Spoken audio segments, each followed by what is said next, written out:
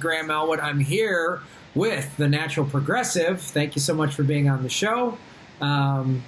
She is calling us from the great state of Utah and has been a Patreon backer for several months now. We really appreciate your support. Anybody watching the show, this is a great way you can support and be involved in the show. If you want to be involved in the content, for $25, we get to do interviews like this, and you can pick the subjects that we're going to talk about. So,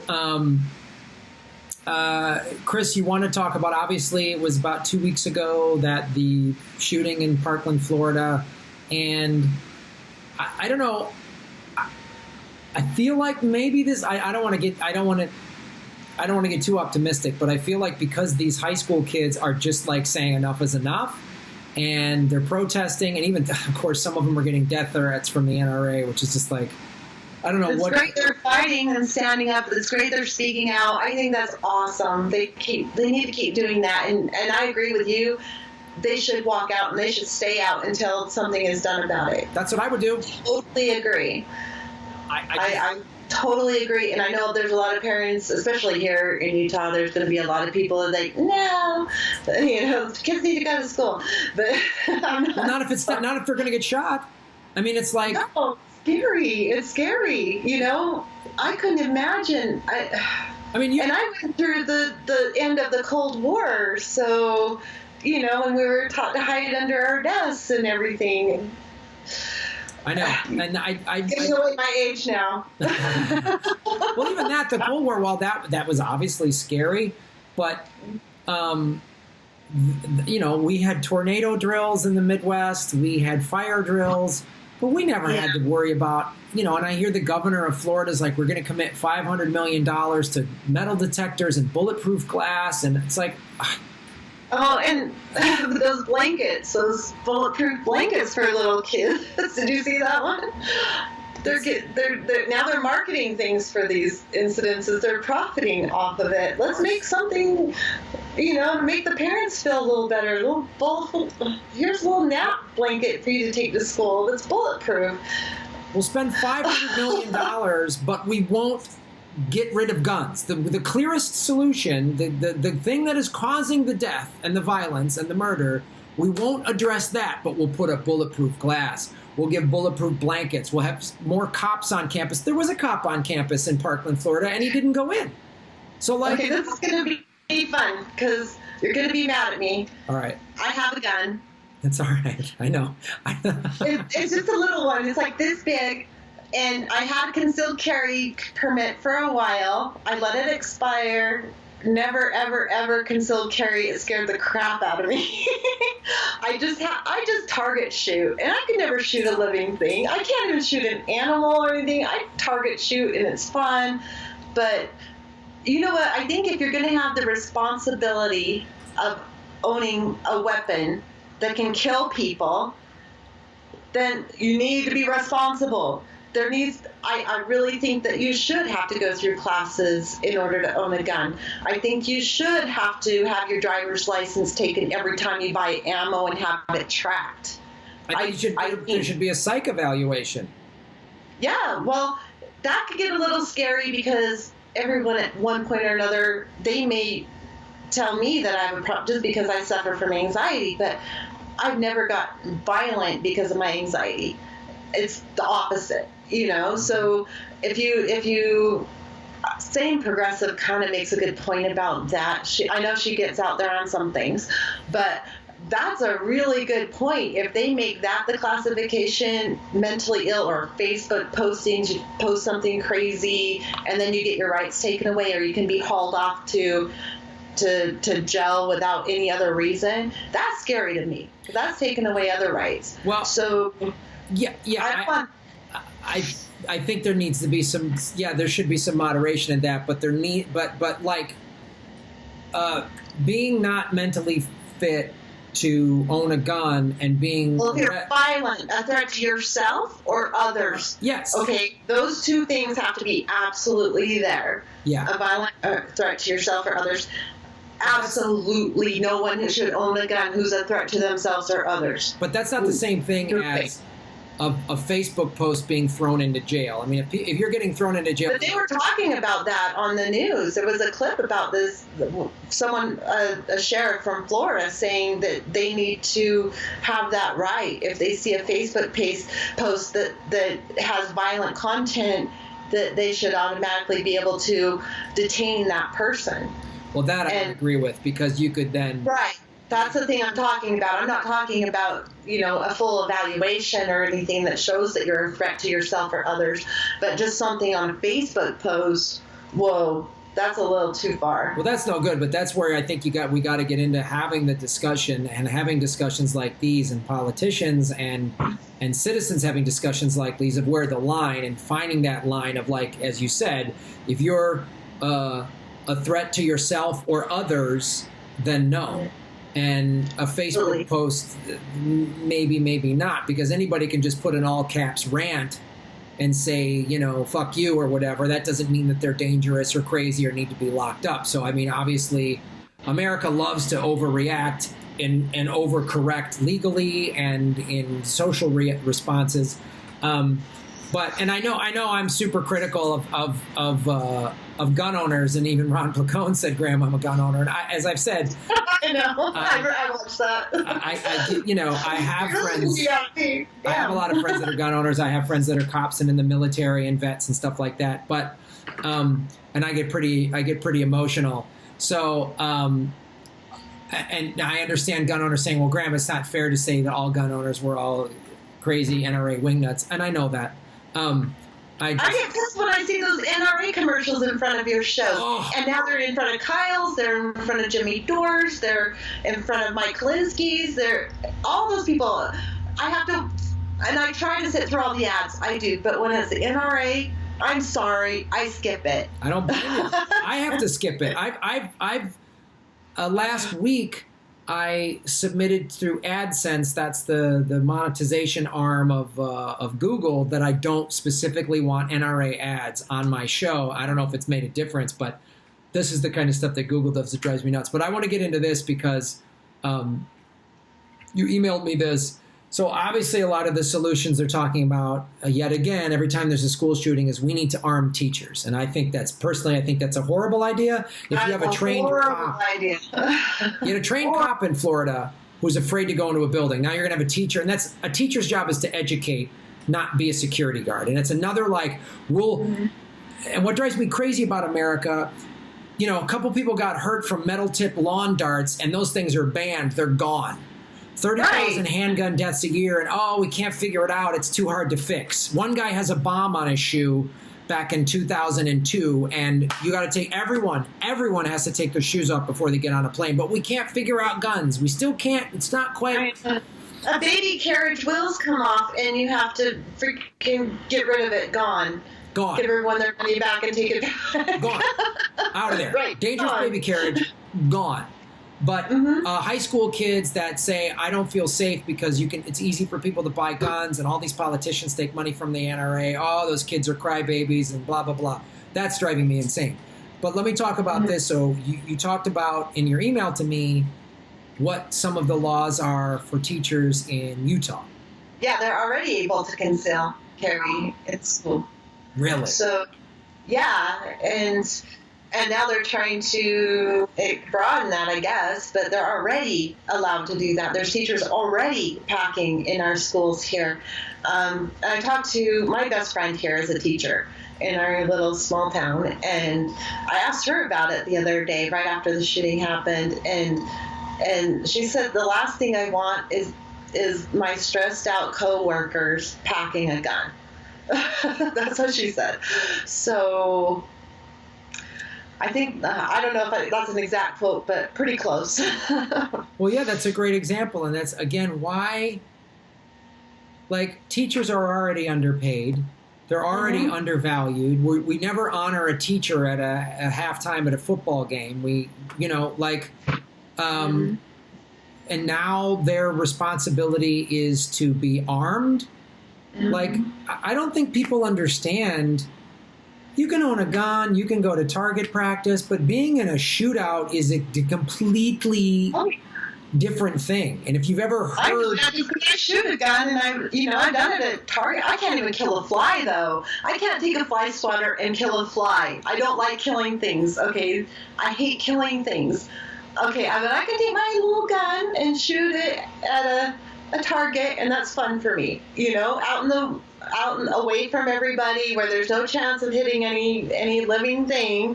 I'm okay with that. But the thought of even having it in my car, what if someone found it in my car? What if someone broke into my car, because I had my car broken into before, found it, and I got it because I was traveling a lot by myself. I travel probably hundreds of miles at a time. So sometimes I'm by myself for a long time in really rural areas where no one else is around. So that's why I got the concealed carry. And then I just couldn't use it. But I decided the best thing to do, my company sells this wasp and hornet spray. Shoots 22 feet. And all my customers tell me it's great for bears. So why wouldn't it be great to keep a person away? Yeah, I think if it could take out a 500-pound bear, it could probably take out a 160-pound person. Well, that's kill. It's not deadly, but it sure does cause problems. Well, that's the thing too. Is the gun lobby own a gun for protection. I don't think people understand what physiologically happens to a person when they're in a life or death situation, which when there's gunfire, your body starts reacting in a very different way. Yeah, your adrenaline goes up, and you don't even feel the gunshots. Most people don't feel them. They don't know till later that they've been shot. Mm-hmm. So, but when you get chemicals in your eyes and you can't see anything, And this idea that just a regular person who's a teacher or whatever, who hasn't gone through a 16-week boot camp, and cops and soldiers with all of their training get it wrong. Right. So my suggestion is every single teacher should carry a wasp and hornet can in their desk. Sure. Well, that's my solution. Yeah, that's 22-foot jet spray in the eyes of the shooter from behind a desk or something. Yeah, that's my solution. That's good. Okay. My solution would be to get all the guns off the streets. That's my solution. Well, that's too. Okay, combination, because they say, well, if you take guns away from the good guys, only the bad guys will have them. That's the biggest argument you hear in Utah. Well, the other thing, too, is people in Utah and elsewhere should look to what happened in Australia. I've mentioned this before. So Australia had a mass shooting. Oh, yeah, you know what they say about that? You want to know what they say about that? Because that is a common argument. That in Switzerland. Okay. Which Switzerland, they totally are completely misinformed about Switzerland. But with Australia, they say, well, Australia, they don't have borders on each side where guns can come in. They're kind of an island. You don't have that problem there. So, of course, that's going to work for them. Yeah, well, that's the Utah has really different ways of thinking, and yeah, I don't know why I didn't catch that thing. I have no idea. Maybe it's because I was raised up in Park City, where they're a little bit more liberal up there. Well, there's a lot of California implants where I grew up. Sure. There's a lot of rich. The thing to that argument is this idea that all the guns on the streets were smuggled to this country illegally, which is not true. What they were is most were bought legally. Yeah, legally. Yeah. So they had a little bit more. Gun shows, they can buy them left and right. And did you see that comment I left on one of your shows? They did a advertisement for a family gun show in Utah. That's what they do here. There's a family one with face painting for the kids. Yeah. I got in an argument with a woman who interrupted a dinner I was having with my niece. She overheard us talking and interrupted us, rudely, I might add. And she said, well, I train all my kids. All my kids have guns. And you hear about these terrorists in Europe. And I was like, you're more likely to die from an American with a legal gun owner in America than you are from a terrorist. Like, you're more likely to die from a white person with a gun in America than you are from a terrorist. And she didn't want to hear that. And I said, your kids are 3 times more likely now to kill themselves because they own a gun. If you own a gun, there's a higher probability of suicide. If there's one in your house and you have kids. When I raised my kids, and I have 3, there was no guns in our house. None, 0, zip. I didn't even own a gun then. And I was raised with guns my whole life. My 2nd grade picture, I had a big slit on my nose because it was the first time my dad showed me how to shoot a .45 automatic, and he was holding it too close to my face. My 2nd grade picture, huge slit in my nose. It was great. Yeah, so my parents are both hunters, and they're kind of not hunting anymore. They're a little older now, but that's the way you were raised, and so that's probably why I don't have like the fear and stuff of guns like a lot of people do, but I still understand the problem, and I still think if you have that right, you should have the responsibility to go along with it, like huge responsibility. And the more people you get in this world, in this country, the more responsibility needs to be there. So there needs to be more checks. There needs to be more tracking of ammo. And I think that's the biggest thing. I totally believe all these people that have done it, they found all these stocks of ammo. And that should be a red flag. If people are buying, all this automatic weapon, huge ammo stocks, there should... Sudafed. I buy Sudafed, and I have to get my driver's license, and they track how much I buy. But you buy ammo. No tracking. Okay. See ya. Well, it's so funny because like all the arguments that the gun lobby pushes of like, well, cars kill people. Yeah, and driving is not a right. It's not a right. It is a privilege. Right. Driving is called a privilege, and you can have your privileges revoked. It's not protected by the Constitution because cars didn't exist 200 some years ago. Right. So it's exactly. And look at all of the regulations. The car that I was driven in as a kid in the 70s are not... No seatbelts. No seatbelts. No, I mean, now there's a harness belt. Now, my car, I just bought a car in 2017. It beeps when it's too close. It's got airbags everywhere. It's got crumple zones. It's got all of this stuff. It shuts down. All of these regulations that have been put into place. Oh, you can't ride in the back of a pickup truck anymore, damn it. And I grew up doing that. Right. Because someone bounced out and died. Yeah. And they changed that law, like a time and every law across the board. This thing got dangerous. They made a new law. Guns are too dangerous. Nope, we can't change the law at all. Slippery slope, slippery slope. It's just I don't know what it's going to take, like the NRA or the gun manufacturers to have their kids gunned down in school. Like what? Really? I mean, what is that? Is that what you need? It won't happen until it affects them personally. Of course. That's the way it is. It has to affect them personally, and then maybe they'll do something about it. Where there's other people that are more empaths, and they can feel the pain of other people and understand that something needs to be done. And it's nice to be a part of this progressive kind of community that I've discovered with you and Nor and all that, and Tim Black and Lee Camp, which I got to see, by the way, Tim Black and Lee Camp live. Oh, it was awesome. Oh, they came to Utah. Huh? They came to Utah. Oh, nice. I've been talking to Ron Placone about coming to that venue because it's a really awesome little venue that they have there. And so you and Ron need to go there. I sent him pictures and everything. Okay. So he said he's going to come out this summer. Has to be this summer. And then we're going to have baby horses here, too. I have 2 babies coming.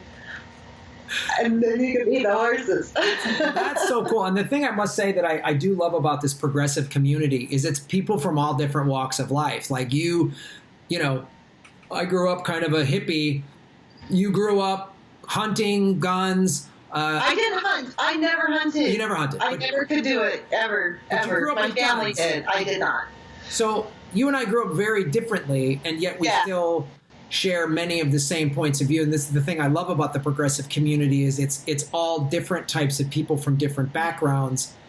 A, realizing that the system is completely broken, and B, we really need to address a lot of serious issues and work together and find solutions and have conversations, even if we don't agree on every little thing. But there's solutions out there to be made, and I really really appreciate that, and I really appreciate your honesty in coming on the show and giving your experience too, because that's the other thing. You'll just hear that people will just hear the news or whatever, and it's like hearing an actual person saying, well, this is what my friend who's a teacher in Utah said. This is the way I was raised. You know, like it's an actual thing. It's not just some sort of like some people this, some people some idea somewhere. Right. Yeah, some abstract view that's not personal. It's personal. It's very personal. And that's what makes it important, is it's personal. And the more personal viewpoints you get out there, the more of a realistic view you're going to get of what people think. And that's what's great about you, letting people come on and the chat conversations. And oh my gosh, I was on another chat with somebody else, Independent Outsider, which I know you interviewed, and almost everybody else you interviewed was on that chat, and it turned into this outrageous conversation. It was really fun. We get a chance to catch up on him, but wow, it is just like this community now, and I love it. I just respect everybody, their different points of view, even God's favorite atheist, even though I disagree with her highly in several on several issues. It's fun. I think, because I'm a debater, I would really love to just have a debate with someone who totally disagrees with me, but trying to get those people to debate you is so hard. But when you do, it's fun. It's like Joe Rogan and Kyle Kulinski and Jimmy Dore and Joe Rogan. Those two shows were the best. But you saw the common ground. Right. But they got to debate, and wasn't that the most, I don't know if you watched it, but those were the most fun interviews ever. I watched both of them all the way through. I couldn't take my eyes off of it. It was really good. And when you're just talking to your community, though, it kind of feels like you're preaching to the choir. But when you're talking to someone with a different viewpoint and trying to, give them your viewpoint and you're discussing it, and I think there's a little bit more value to that sometimes, having the little disagreements, but it's still awesome to just get issues out there, and having your platform that you have to bring those things out is just great. And I appreciate it. Thank you so much for having me on.